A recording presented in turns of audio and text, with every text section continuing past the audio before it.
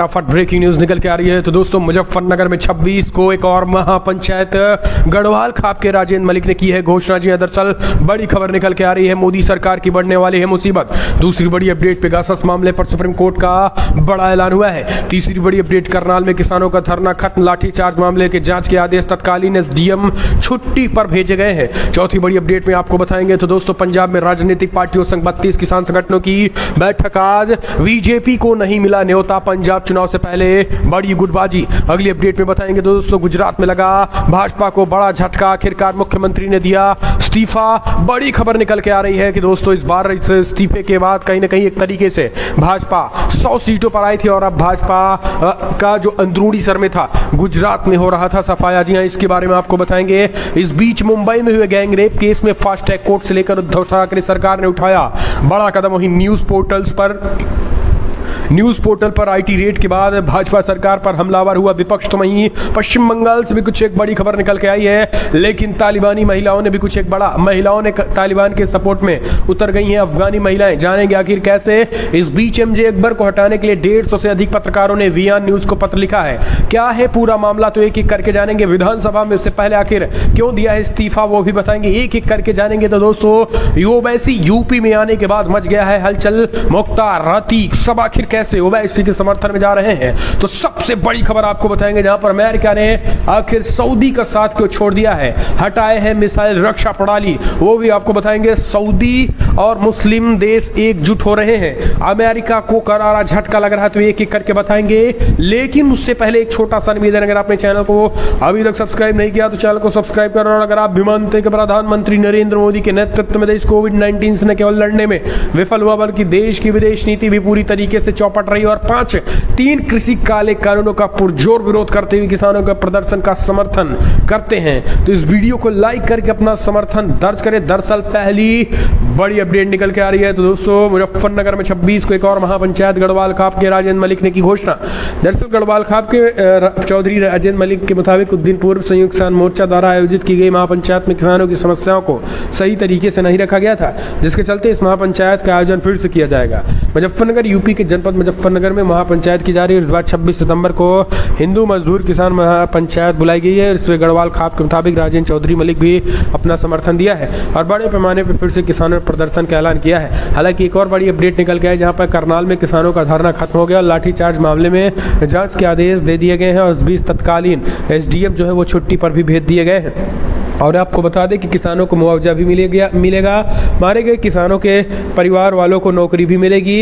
इसके साथ ही खट्टर सरकार कई मांगों को किसानों की मांग लिया गया है और इंटरनेट तो चालू तो कर ही दिया गया है। तमाम उन सारी मांगों को आखिरकार खट्टर सरकार को झुकना ही पड़ा है। तो दोस्तों किसानों ने आर पार के ऐलान के बाद अब सरकार और प्रशासन की नींद हराम हो चुकी है। खट्टर सरकार कहीं ना कहीं तरीके से अब वो भी ऊब चुके हैं, मुख्यमंत्री खट्टर भी इस समय ऊब चुके हैं अपनी मुख्यमंत्री करते, क्योंकि किसान जो है कहीं उनको रैली नहीं करने दे रहे हैं। हम चलते हैं अगले अपडेट लेते हैं। तो दोस्तों बड़ी खबर, पंजाब में राजनीतिक पार्टियों संग 32 किसान संगठनों की बैठक, बीजेपी को न्योता तक नहीं मिला। पंजाब में शुक्रवार को 32 किसान संगठनों की एक अहम बैठक हुई। इस बैठक में बीजेपी को छोड़कर बाकी सभी राजनीतिक पार्टियों को बुलाया गया। बताया जा रहा है कि इस बैठक में शामिल होने के लिए सभी पार्टियों ने भी हामी भर दी हुई है। इस बीच चंडीगढ़ में होने वाली ये बैठक सुबह 11 बजे शुरू हुई, जिसमें किसान संगठनों के नेताओं के साथ साथ राजनीतिक पार्टियों के नुमाइंदे भी होंगे। इस बैठक में संयुक्त किसान मोर्चा की ओर से राजनीतिक पार्टियों से अपील की जाएगी कि जब तक पंजाब में चुनाव तारीखों का ऐलान नहीं होता है और आचार संहिता नहीं लगती है, तब तक कोई भी पार्टी पंजाब में चुनावी रैली या राजनीतिक कार्यक्रम ना करे। संयुक्त किसान मोर्चा का मानना है कि राजनीतिक पार्टियों के कार्यक्रमों की वजह से किसान आंदोलन में जुट रहे किसानों की संख्या कम हो रही है और ज्यादातर किसान अलग अलग राजनीतिक पार्टियों के कार्यक्रमों की वजह से दिल्ली की सीमाओं पर जारी किसान आंदोलन में शामिल नहीं हो रहे हैं। इसके अलावा अन्य कई राजनीतिक मुद्दों को लेकर अलग अलग पार्टियों के नुमाइंदे किसान संगठन सवाल जवाब कर रहे हैं। पंजाब में दोस्तों विपक्ष का बड़ी बैठक हुई है। हम चलते हैं अपडेट लेते हैं। तो दोस्तों गुजरात में सियासी घमासान पूरे चरम पर पहुंचा। मोदी के बाद कोई भी सीएम अपना कार्यकाल पूरा नहीं कर सका। 22 साल बाद 100 से नीचे हो गई थी भाजपा। दरअसल गुजरात में दिसंबर 2022 में विधानसभा चुनाव होने और राज्य में पिछली बार 2017 में विधानसभा चुनाव हुए थे। भाजपा को 99 सीटों में से 50% वोट मिले थे।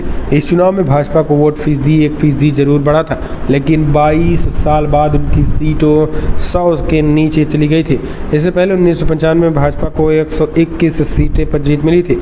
इसके बाद 1998 में भाजपा को 117, 2002 में से 127, 2007 117, 2012 में 115 सीटें मिली थी। आपको बता दें कि गुजरात में विधानसभा की कुल 182 सीटें हैं और यही कारण है कभी से ही उनको हार का डर सताने लगा है। तो आपको बता दें गुजरात में 23 साल में 5 मुख्यमंत्री बदले गए हैं और केशुभाई पटेल 1995 में 7 महीने तक मुख्यमंत्री रहे, लेकिन इसके बाद सत्ता शंकर सिंह वघेला के हाथों में चली गई। केशुभाई 4 वर्षों में 1998 के दोबारा मुख्यमंत्री बने और करीब 3.5 साल यानी 6 अक्टूबर 2001 तक मुख्यमंत्री रहे।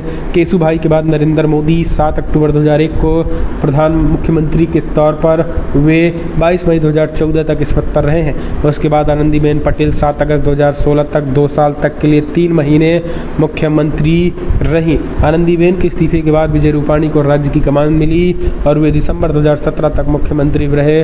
फिर विधानसभा चुनाव के बाद भी उन्हें कमान मिली। रूपाणी ने 7 अगस्त 2016 को पहली बार गुजरात के मुख्यमंत्री पद की शपथ ली थी। यही कारण है कि अब हार की कगार पर पहुंची भाजपा को अब रूपानी बुरी लगने लगे हैं। अगले अपडेट लेते हैं तो दोस्तों ऐलान, यूपी के सभी सीटों पर विधानसभा चुनाव लड़ेगी शिवसेना। कहा कानून व्यवस्था पूरी तरीके से फेल हो चुका है योगी राज में। दरअसल यूपी विधानसभा चुनाव में उत्तर प्रदेश शिवसेना प्रदेश के सभी 403 सीटों पर चुनाव लड़ेगी। संगठन की प्रांतीय कार्यकारिणी की बैठक में निर्णय लिया गया है। बैठक में शिवसेना ने आरोप लगाया है कि भाजपा सरकार के शासन में कानून व्यवस्था पूरी तरीके से फेल हो गई है और बहन बेटियां सुरक्षित नहीं है। दारुल शफा में हुई बैठक में प्रदेश प्रमुख ठाकुर अनिल सिंह ने कहा है कि यूपी में सरकार ब्राह्मणों के साथ अच्छा व्यवहार नहीं कर रही है। उन्होंने कहा है कि प्रदेश में चिकित्सा और शिक्षा व्यवस्था की हालत भी खराब हो चुकी है। बेरोजगारी और महंगाई से भी जनता त्रस्त हो चुकी है। अगली अपडेट फास्ट ट्रैक कोर्ट में चलेगा। साकीनाका रेप केस की ट्रायल, सीएम उद्धव ठाकरे का ताबड़तोड़ एक्शन। दरअसल महाराष्ट्र में हुई महिला पर अत्याचार के बाद अब उद्धव सरकार ने बड़ा कदम उठाते हुए खास करके फास्ट ट्रैक कोर्ट में इसको सुनाने का फैसला किया। महाराष्ट्र मुख्यमंत्री उद्धव ठाकरे ने Sakinaka rape case trial fast track court में कराने का आदेश दे दिया है। सीएम ठाकरे ने कहा है कि मुंबई के साकीनाका क्षेत्र में एक महिला के साथ बलात्कार और उसके बाद उनकी मौत मानवता का बड़ा अपमान है। इनके दोषी को कड़ी से कड़ी सजा दी जानी चाहिए। उद्धव ठाकरे ने इस मामले में राज्य के गृह मंत्री वत्स पाटिल और मुंबई पुलिस कमिश्नर हेमंत नागरले से भी बातचीत की थी। ये बड़ी खबर हम चलते हैं अगले अपडेट लेते हैं। तो दोस्तों आपको बता दें अमेरिका और सऊदी एक अलग हुए। जी हाँ, साथ टूटा हटाए मिसाइल रक्षा प्रणाली अमेरिका ने। तो दोस्तों अब सऊदी सहित तमाम मुस्लिम देश एकजुट हो रहे हैं। अमेरिका ने हाल ही के हफ्तों में सऊदी अरब से अत्याधुनिक मिसाइल रक्षा प्रणाली पैट्रियट बैटरी को हटा लिया है। ये एक ऐसे समय में हो रहा है जब देश यमन के हुती विद्रोहियों से लगातार हवाई हमले का सामना कर रहा है। दरअसल द एसोसिएटेड प्रेस द्वारा उपग्रह की तस्वीरों के विश्लेषण से जानकारी हासिल हुई है। आपको बता दें कि जो बाइडेन प्रशासन ने 20 साल के लंबे संघर्ष के बाद अफगानिस्तान से अमेरिकी सेना को वापस बुला लिया।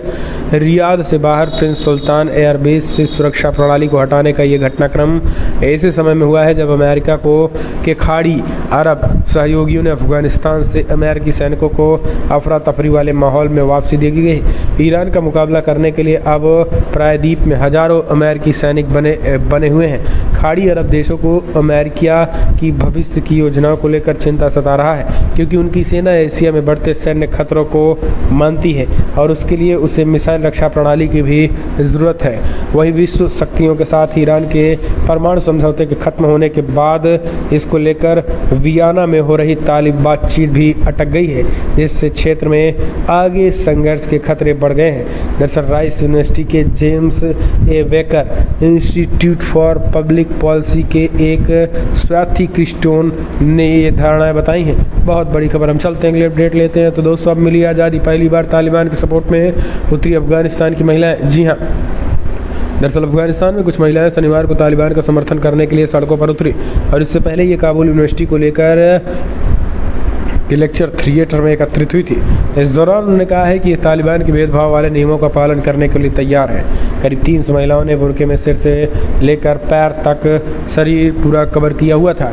तालिबान ने कुछ इसी तरीके से कपड़े महिलाओं से पहनने को कहा था और इस महिलाओं ने अपने हाथों में तालिबान का काला सफ़ेद रंग का झंडा भी पकड़ा हुआ था और सड़क पर उतरी महिलाओं ने हाथों में बैनर लेकर कहा कि इस्लाम में हमारे अधिकार सुरक्षित है। इन्होंने इस्लामी नियमों के प्रति अपना समर्थन जाहिर किया। महिलाओं ने जिस तरीके से बुर्के पहने हैं उनमें आंखें तक नज़र आ रही थी और बाकी सब कुछ ढका हुआ था और तालिबान के समर्थन में इन्होंने अपना एक तरीके से जाहिर किया था और तालिबानी झंडा भी महिलाएं ली हुई थी। तो ये एक तरीके से बड़ी खबर है। हम चलते हैं अगले अपडेट लेते हैं। तो दोस्तों, MJ अकबर को हटाने के लिए 150 से अधिक पत्रकारों ने वीआन न्यूज़ को पत्र लिखा है। दरअसल 150 से अधिक पत्रकार और मीडिया हस्तियों ने जी न्यूज़ और उनकी सहायक कंपनी वीआन न्यूज़ को संबोधित एक पत्र पर दस्तखत किया है और उनमें पत्रकार और राज्यसभा सांसद MJ अकबर को उनके खिलाफ पूर्व में लगे कई यौन पीड़न के आरोपों के संदर्भ देते हुए हटाने की मांग की गई है। इस बयान के कई पत्रकारों ने ट्विटर पर साझा भी किया हुआ है, जिसमें एशियन एज के संपादक सुपर्णा शर्मा भी शामिल हैं और लेखनी है कि इस अखबार को अकबर ने ही 1994 में शुरू किया था और इस बयान में कहा गया है कि कार्यस्थल पर यौन पीड़न और यौन उत्पीड़कों को कोई जगह नहीं होनी चाहिए और साथ ही न्यूज़ और बयान पर अकबर को न्यूज़ रूम में जगह देते हुए पत्रकारों के प्रति उनकी जिम्मेदारी मुंह मोड़ने का भी आरोप लगाया गया है। अगली अपडेट लेते हैं। तो दोस्तों, बड़ी खबर निकल के आ रही है। 54 दिन बाद सीतापुर जेल लौटे आजम। लखनऊ स्थित मेदांता में विधि भर्ती तन्हाई बैरक में रखा गया था। बेटे एक साथ भी बंद थे। दरअसल सपा सांसद आजम खान शुक्रवार को 54 दिन बाद एक बार फिर से लखनऊ हॉस्पिटल डिस्चार्ज होने के बाद सीतापुर जेल पहुंच गए हैं। हॉस्पिटल प्रशासन की ओर से डिस्चार्ज किए जाने के बाद आजम को एम्बुलेंस से जेल लाया गया था। तन्हाई बैरक में रखा गया था। अब उनका स्वास्थ्य बेहतर बताया जा रहा है। बैरक में आजम के साथ उनका बेटा भी बंद है। रामपुर सांसद व सपा नेता आजम खान 27 फरवरी 2020 से सीतापुर जेल में कई मामलों में बंद हैं। 30 अप्रैल 2021 को कोरोना की दूसरी लहर में जेल प्रशासन ने सैंपल लेकर कई बंदियों की जांच कराई थी। 1 मई को आई रिपोर्ट्स में सपा नेता आजम खान समेत 13 बंदी कोरोना संक्रमित पाए गए थे। अगले अपडेट लेते हैं। तो दोस्तों, बड़ी खबर निकल के आ रही है। पश्चिम बंगाल भवानीपुर उपचुनाव लड़ने जा रही ममता बनर्जी ने किया आर पार का ऐलान। कहा हवाई कर देंगे और अपनी संपत्ति का भी दिया ब्यौरा। इनके सामने 2 और वकील उतरने की तैयारी में है। दरअसल बीजेपी की तरफ से भी पश्चिम बंगाल के मुख्यमंत्री ममता बनर्जी आगामी भवानीपुर उपचुनाव में तृणमूल कांग्रेस TMC की ओर से मैदान में उतरने जा रहे हैं। 30 सितंबर को होने वाले उपचुनाव में बनर्जी के सामने बीजेपी ने प्रियंका टिब्रेवाल को उतारा है। ममता बनर्जी ने बीते दिन नामांकन भवानीपुर से नामांकन दाखिल किया था। ममता बनर्जी के एफिडेविट के अनुसार उनके पास सिर्फ 70,000 रुपये बतौर कैश मौजूद हैं। पश्चिम बंगाल के मुख्यमंत्री ममता बनर्जी ने नंदीग्राम विधानसभा चुनाव से पहले यह एफिडेविट भरा हुआ था और उन्होंने अपने एक बैंक खाते में लगभग 12 लाख रुपए जमा दिखाए भी हैं। तो ये कहीं ना कहीं ममता बनर्जी का बड़ा ऐलान। हम चलते हैं अगले अपडेट लेते हैं। तो दोस्तों, आपको बता दें, बीजेपी नेता ने असदुद्दीन ओवैसी को बताया वायरस। कहा मोदी राज में एसओ के लिए वैक्सीन तैयार है। दरअसल भारतीय जनता पार्टी के राष्ट्रीय उपाध्यक्ष सह पूर्वी चंपारण के सांसद राधा मोहन सिंह ने AIMIM के चीफ असदुद्दीन ओवैसी को देश के लिए विभाजनकारी करार देते हुए वायरस बता दिया है। दरभंगा में मीडिया कर्मियों के सामने उन्होंने उसी बयान को दोहराया जो मोतिहारी में दिया था। राधा मोहन सिंह ने AIMIM के राष्ट्रीय अध्यक्ष असदुद्दीन ओवैसी को वायरस बताते उन पर देश का विभाजन करने की तैयारी का आरोप लगाया। बीजेपी नेता ने कहा है कि ऐसे लोग वायरस हैं। मोदी राज ऐसे तत्वों के लिए भी वैक्सीन तैयार हो गई है। ऐसे लोगों को चुन चुन कर मोदी जी का टीका लगाया जा रहा है और आने वाले दिनों में लगता रहेगा। आपको बता दें कि राधा मोहन सिंह दरभंगा में 2 दिवसीय किसान मोर्चा कार्य समिति की बैठक में भी शामिल हुए थे। तो दोस्तों, अब आप समझिए इस तरीके की बातें निकल के आ रही हैं। अगले अपडेट भी ले लेते हैं। तो दोस्तों, एक और बड़ी खबर आ रही है, जहां पर अगले साल होने वाले चुनाव से पहले गुजरात में ये बड़ा उलटफेर। नई CM की रेस में 5 नाम है। मनसुख मंडाविया सबसे आगे हैं। दरअसल अगले साल होने वाले विधानसभा विधानसभा चुनाव से पहले गुजरात के मुख्यमंत्री विजय रूपाणी ने अपने पद से इस्तीफा दे दिया और शनिवार को उन्होंने गुजरात के राज्यपाल आचार्य देवव्रत को अपना इस्तीफा सौंप दिया। विजय रूपाणी के इस्तीफा देने के बाद ही राज्य के नए मुख्यमंत्री को लेकर कई तरीके की अटकलें लगाई जा रही थी। हालांकि इनमें 5 नाम जो है वो है केंद्रीय मंत्री मनसुख मंडाविया, लक्षद्वीप के प्रशासक प्रफुल्ल पटेल, केंद्रीय मंत्री पुरुषोत्तम रूपाला, डिप्टी सीएम नितिन पटेल और गुजरात भाजपा के अध्यक्ष CR पाटिल। इन तीनों के नाम, 5 के नाम शामिल। अब देखने की बात होती है कि आखिर किनको बनाया जाता है गुजरात का चीफ।